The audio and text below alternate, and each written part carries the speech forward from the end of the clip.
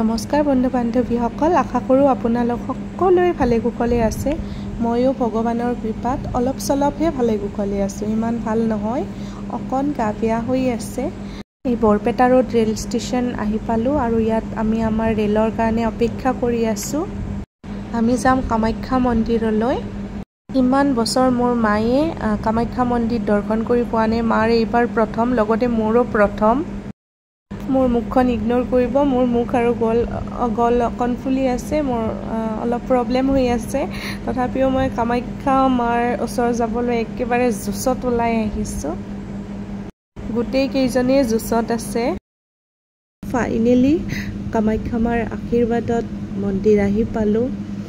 এয়া ওপৰলৈ গৈ আছোঁ, ইমানেই যে কষ্ট পাইছোঁ, ইমানেই গা বেয়া হৈ গৈছে গৈ থাকোঁতে তথাপিও কিবা এটা ভাল লাগি আছিল। এয়া চাওক, এয়া অম্বুবাচী মেলা, ইমান বছৰ পিছত ফাইনেলি আমি আহি পালোঁ। সকলোৰে ফাৰ্ষ্ট টাইম আছিল, বাৰু মোৰ ফ্ৰেণ্ডজনীৰ ফাৰ্ষ্ট টাইম নাছিলে, তাই আগতে আহি পাইছে।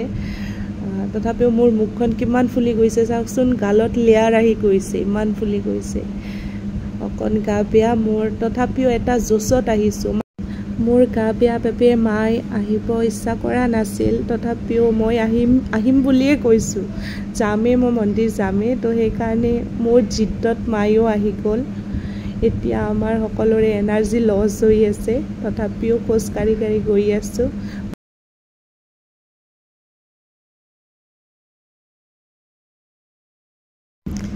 এই দৰ্শনাৰ্থী কিমান ঠাইৰ পৰা আহিছে আৰু এই মুখ চাওক অকণমান।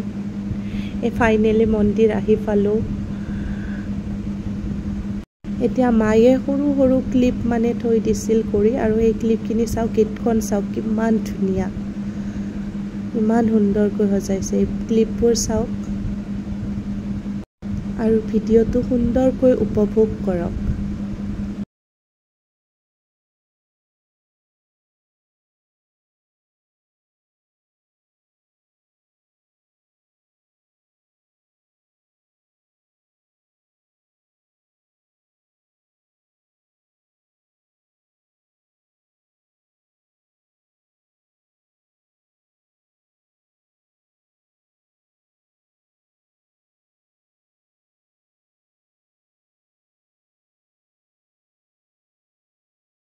এয়া চাওক কালিমাৰ মূৰ্তি, মই দেখিতো আচৰিত হৈ গৈছিলোঁ, কাৰণ চকু দুটা মানে একেবাৰে ইফাল সিফাল কৰি আছিল। মই মূৰ্তি বুলি ভাবিছিলোঁ, পিছতহে চালোঁ যে মানুহে ৰূপ ধৰি আছে আৰু সকলোৱে তাত সেৱা কৰি আছে।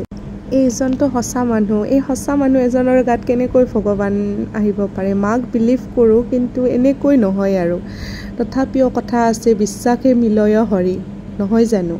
মই পিছফালে এওঁক লগ পাইছিলোঁ, এই ৰঙা শাৰী পিন্ধি আছে যে, ইমান ভদ্ৰ, ইমান ভাল লাগিল তেওঁৰ কথা বাৰ্তা। কিছুমানে যে ইমান বেয়াকৈ কয়, কিন্তু তেওঁৰ ইমান সহজ সৰল কথাত মানে একেবাৰে মুগ্ধ হৈ পৰিছোঁ। সেইকাৰণে তেওঁৰ ক্লিপো ৰাখিলোঁ। এয়া অগণন ভক্ত, এয়া মেইন মন্দিৰত, এইখিনিকে ইয়াত সাঁচি ৰাখিলোঁ। গা বেয়া হোৱা বাবে ভিডিঅ' কৰিব নোৱাৰিলোঁ। সেয়ে শেষত আমি সকলোৱে ঘৰলৈ মাৰ আশীৰ্বাদ লৈ উভতি আহিলোঁ। ধন্যবাদ।